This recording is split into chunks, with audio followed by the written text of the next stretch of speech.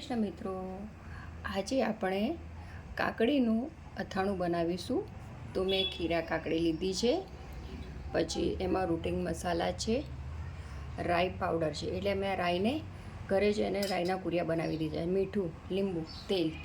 તો હવે પહેલાં આપણે કાકડીને કટ કરી લીધી છે. તો સૌપ્રથમ એમાં મીઠું નાખીશું સ્વાદ અનુસાર, પછી હળદર અને આ રાઈના કુરિયા છે ને એને એમાં તેલમાં નાખી દઈશું. આ તેલ મેં ગરમ કરેલું છે. હવે એને થોડું હલાવી દઈએ અને હવે થોડી એમાં હિંગ, એટલે આ બરાબર હલાવવાનું છે. અને ઉપરથી અને લીંબુનો રસ. હવે આપણે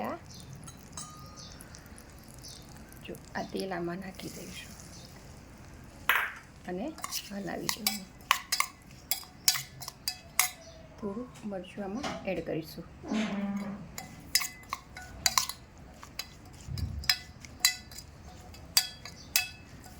આ આપણું કાકડીનું અથાણું રેડી થઈ ગયું છે.